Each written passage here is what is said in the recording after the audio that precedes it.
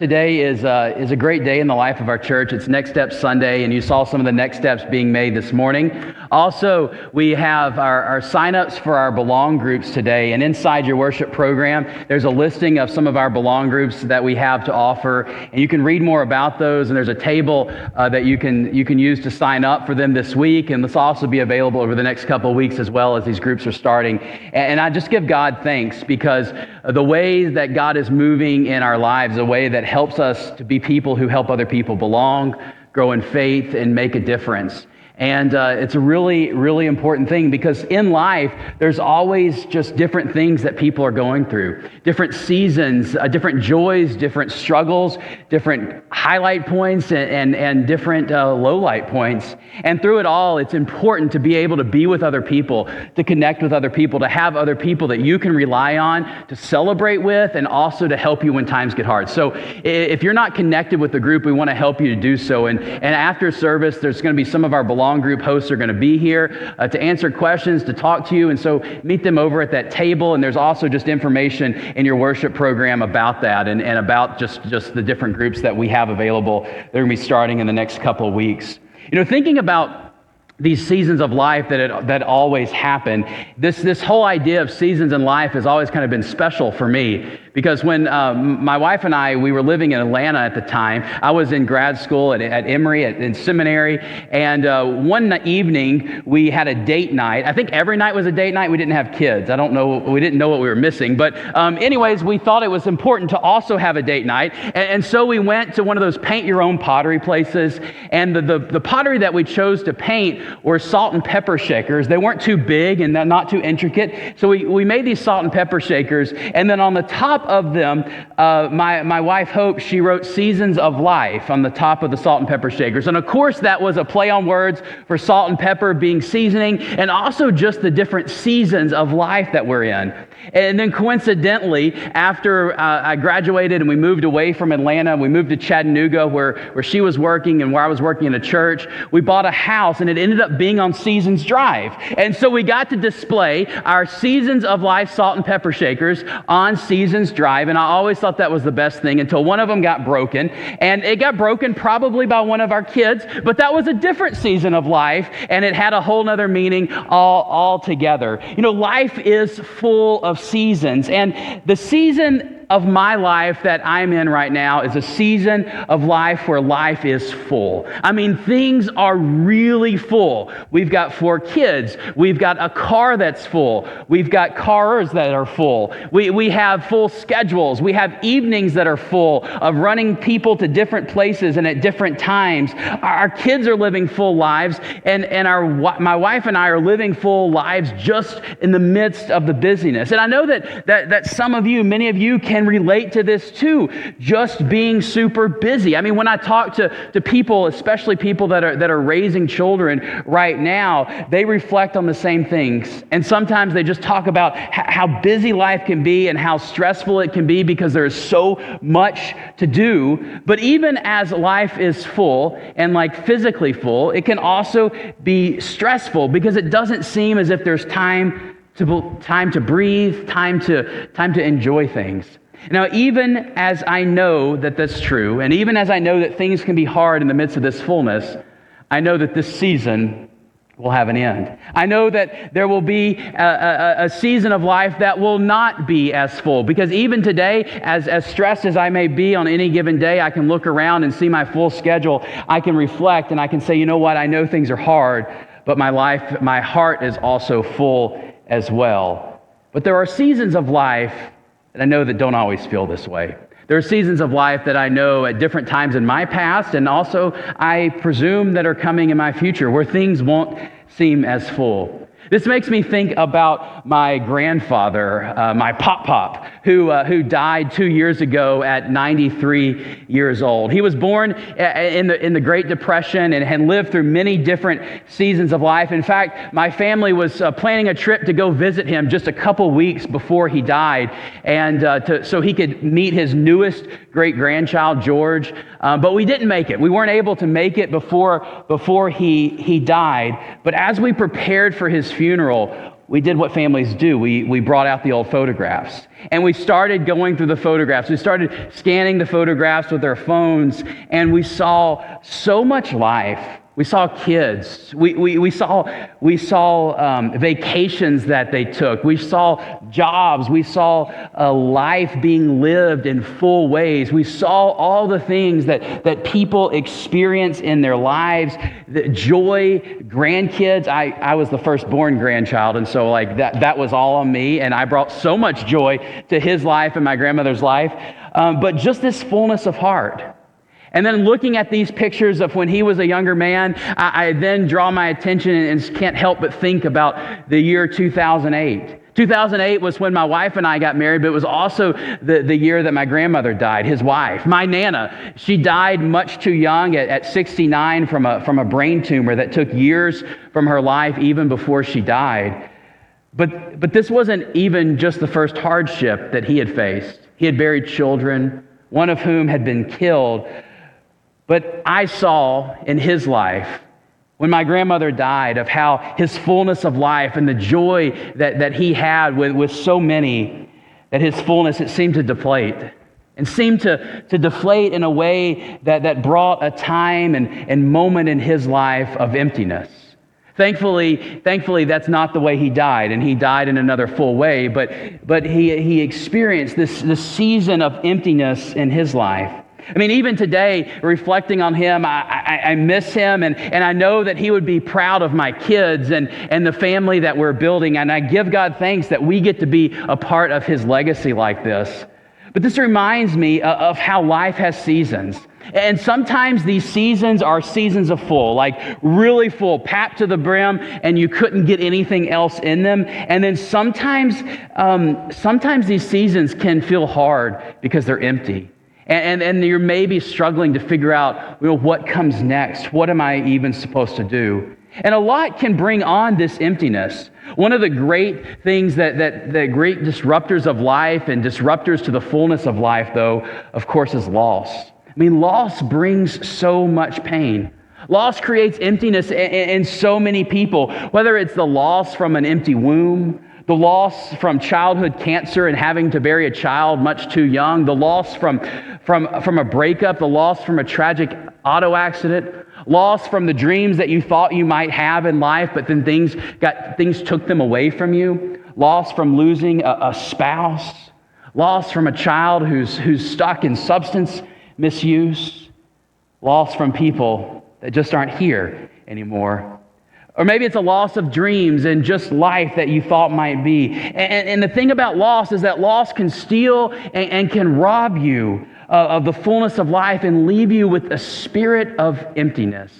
And so today, as I think about the seasons of life, between the seasons of fullness and the seasons of loss, I want to share that we're concluding our current message series that we've been on talking about My Imperfect Family. And throughout the last few weeks of My Imperfect Family, we've been looking at different families in the Bible and different aspects of these families. Some of bringing children in their homes, some of sickness that happens, some of just trying to live life and trying to learn how you and I can impact our own imperfect families in the midst of this and how we can help our own families by what God has to say. And so this week, we're taking a turn and looking at a family that's in later life, looking at what it might mean when you might not feel as if you're on the upswing of life, but things might be a little more difficult in a different way. We're looking at My Imperfect Family in later life. And today we're going to look at a season of life for a family in the Bible who's in later life and what they're struggling with. They're struggling with this season of emptiness in life. So if you have a Bible and want to follow along, I'm going to be looking at the book of Ruth. So you can turn with me to the book of Ruth if you want. And Ruth is in the Old Testament of the Bible, which is the part of the Bible that is before the life and the ministry of Jesus. And Ruth is right after the book of Judges. So if you're flipping around, you see the book of Judges. Next book you'll find is Ruth. And it's a pretty short book of the Bible. And it tells the story of a family who experienced different seasons of life. And one of these seasons was full, and then some things happened, and then there was just this great emptiness that they experienced. And the story begins in the first chapter of Ruth with a family of four. So this is a family of four. You have Elimelech, and his wife Naomi, and they're living in this town called Bethlehem with their two children, Mahlon and Chilion. And for Naomi and Elimelech, life is full of promise at this time. They've got their two kids at home. Life is full of promise and all that was ahead. But then something happened, because something always happens. And what happened to them is that there was this huge economic downturn in the context of a famine that happened in their whole region. So they couldn't provide food for their family. They didn't have sustenance for their family. They were trying to provide for their family of four in a region that was depressed because nobody could get food. And in the face of famine at home, they dreamed of new opportunities. And so they heard that the famine that they were experiencing at home was not in another place. So they had their eyes on a different place to go travel to find hope for their family. And they set off to live in the land of Moab. And if you know about ancient Near East geography, you know where Moab is. But if you're like everybody else and you have no clue, Moab is basically southern Jordan today. So the land of southern Jordan is where they are. And they tried to settle down in this new land for a new season of life. But what they found is that there were still difficulties ahead. And I'm going to pick up reading the story from Ruth chapter 1, beginning in verse 3, where it says this: "But Elimelech, Naomi's husband, died." Oh man, and that's a loss. "And then only she was left along with her two sons, and they took wives for themselves, Moabite women. The name of the first was Ophrah, and the name of the second was Ruth. And they lived there for about 10 years. But both of the sons, Mahlon and Chilion, also died." More loss. "Only the woman was left without her two sons and without her husband." So this family, they moved to the land of Moab, and it's like this hopefulness, this fullness. They're like, we've got a fresh start. We've got the land of opportunity ahead of us. We can try to do something new in a different place. But in the midst of it, right at the beginning, Naomi's husband dies. And that's like pulling the rug out from her, this emptiness that she feels, and she's left alone with her two sons, a single mom raising two sons in a foreign land. I mean, they were refugees, they were migrants that went to a foreign land, and here she is alone with these two sons, trying to provide for them just to survive. But then again, there's a promise of newness. Because the two sons, they are beginning to find a home, and they are able to find some ladies, and they end up getting married, and there's promise at the start of this new marriage. I'm sure they think that there's kids coming. I'm sure they think that their household is going to grow, and here's another chance to bring fullness back into our lives. But what we read is that no children are born, but even still, it's a time of hope and promise for this new season of life. Naomi has experienced emptiness at the death of her husband. Perhaps now she has a sense of fullness as her sons marry and start new lives. But tragically, we then read that the sons die. And so now we have Naomi. She's buried her husband, and now she buries her only two kids. She's got nothing left.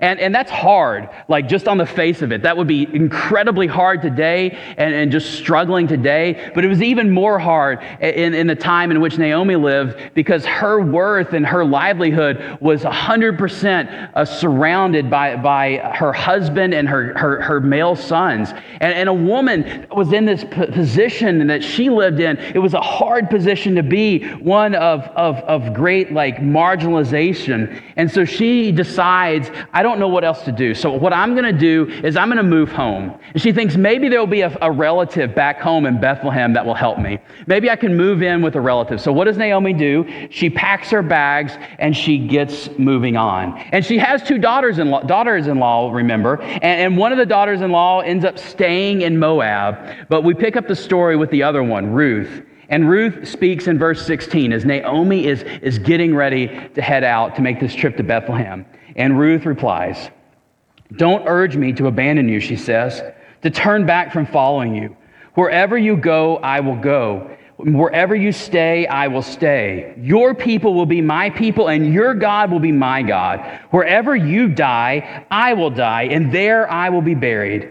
May the Lord do this to me, and more so, if even death separates me from you."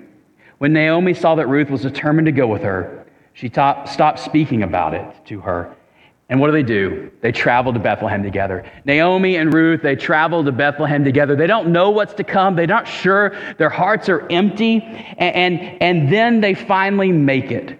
We don't know what's going to happen. They think maybe they can have a new life. And when they arrive, Naomi is met by her relatives. And some relatives, they haven't seen her in years, at least 10 years, right? And so they see her and they're like, is that Naomi? She's aged some. She looks different than she did when they left. Remember the loss, the famine that she had endured. And here she's coming home. And there's this heartbreaking encounter when her relatives say, is this Naomi? She says this, don't call me Naomi.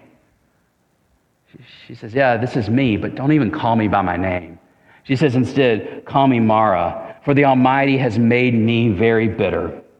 I went away full, but the Lord has returned me empty. I think Naomi in verse 21 sums it all up. She says, I went away full. I went away full. When she left Bethlehem, her life was full. I mean, they were struggling financially, but her life was full. She was married. She had 2 sons, and they were moving full of promise in the future, full of what could be and what might be. She says, I went away full, but something happened and I've returned empty. And it's hard. It's heartbreaking, really. All her hope is lost. And the only thing that she has left is this empty feeling inside. Have you ever felt this way? Have you ever felt this way? Maybe you feel this way today. The struggles or the pain in your life made you feel empty.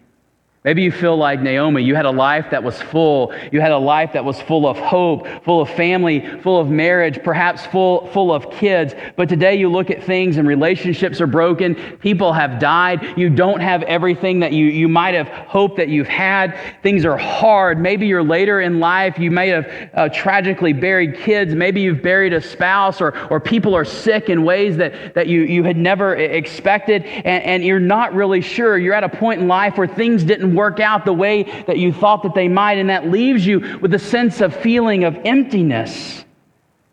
And if that's where you are today, maybe you really understand what Naomi says when she says, don't call me by my real name. Don't even use it. I don't even recognize that person anymore. Call me by the name that means bitter, because life is kind of bitter right now. Because there was a time when I was full, but today I'm empty. I've got nothing left to give. I've got nothing left inside of me. This pain, this heartache is real. And even if someone isn't in later life today, maybe they're feeling it, maybe you're feeling it, and maybe someone close to you is feeling it. And if that's you, or if that describes somebody you know, what I want you to hear is that the good news is that this is not the end of Naomi's story. Naomi's story does not end here. In fact, if you continue to read the book of Ruth, there is more to come. And I'm not going to follow the whole story today, but what ends up happening is that Ruth ends up getting married. And she ends up getting married to this guy named Boaz, and they end up having a child together. And she has this child that becomes Naomi's grandchild. And I'm going to read to you how the story ends in Ruth chapter 4, beginning towards the end of verse 13, where it says that Ruth gave birth to a son. The women said to Naomi, may the Lord be blessed, who today hasn't left you without a redeemer. May his name be proclaimed in Israel. He will restore your life and sustain you in old age. Your daughter-in-law, who loves you, has given birth to him. She's better for you than 7 sons. Then Naomi took the child, held him at her breast, and she became his guardian. Now, for those of you that might be later in life, maybe you recall the birth of a grandchild, or maybe even a great-grandchild, and think about the joy that might have brought in your life. You know, a joy for a moment, a joy for something different. Think about how your life might have become a little fuller as there were cries and as there were giggles, as there were smiles and as there were hugs, not replacing what might have been lost, but giving something that might even be new. And that is what happens with Naomi. She was full, and then she is empty, and then something happens, and God blesses her again with a child, the birth of a grandchild. And in verse 15, Those that surround Naomi give thanks to God, and it says that God will restore your life. God will restore your life. Naomi was full. Then she came back empty, and then God restored her life to fullness again. And it's not what it was before. It's not what it was before, but it is what it is today, a fullness that is given by God. And I love this idea of God restoring life because that is a power that only God has. Naomi's emptiness is redeemed and her life is restored. There's a link here in this passage that we're talking about to a beloved psalm, of Psalm 23. If people know any part of the Bible, often it is Psalm 23. And this is a comforting psalm that is often read during hard times and often especially read in funerals. And then the Psalm 23 begins in this way. It says, "The Lord is my shepherd, I shall not want. He maketh me to lie down in green pastures. He leadeth me beside still waters. He restoreth my soul." This last part in verse 3, it says that God restores the soul.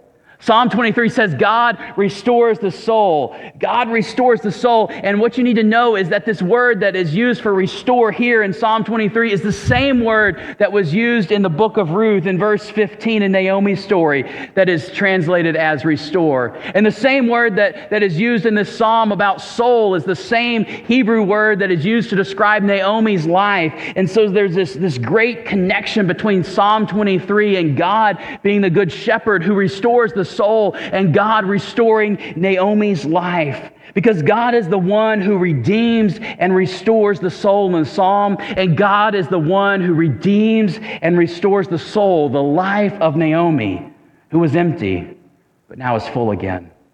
If God can restore Naomi's soul, what I want you to know is that God can restore your soul.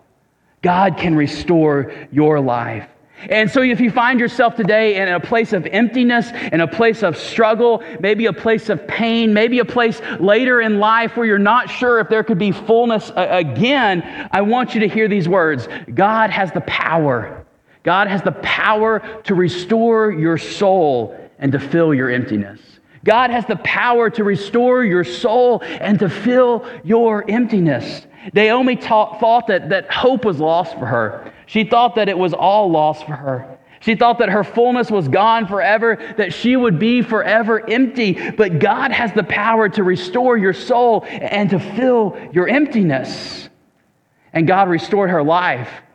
God restored her soul, and God can restore yours today. So what I want to do is I want to invite you to do this. If you are carrying emptiness today, if you are struggling in life today, maybe because your family isn't what it used to be, maybe because you've lost so much, maybe because you worry about the future, maybe because you're at a point later in life and you're just not even sure if fullness is possible again, what I want to invite you to do is I want to invite you to give it to God. I want to invite you to give it to God, who can lay you down in green pastures and lead you beside still waters, who can restore your soul, who has the power to restore your soul and to fill your emptiness. Trust yourself to God. Trust the emptiness to God. Trust the fullness to God, and your soul too can be restored. So right now we're going to move to a time of prayer. And if you find yourself struggling at this moment, if you find yourself struggling here and you need to give it all to Jesus, I want to invite you to do so.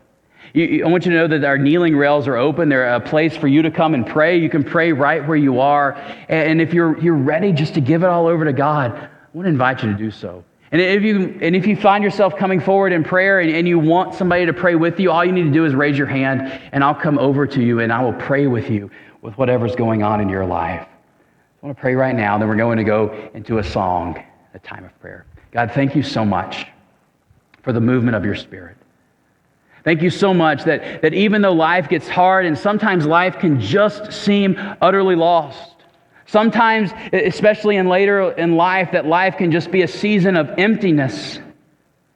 So God, I give you thanks that all hope is not lost, that you have the power to lead beside still waters, that you have the power to restore the soul of all who call on you. So if there's anyone here this morning that is struggling in a powerful way, I pray that they give it to you. They bring that struggle, they bring that pain, they bring that emptiness over to you, and I invite you to restore their soul in the ways that only you know how. They can bring fullness again. They can bring life again. Help us to be people of your life. Amen.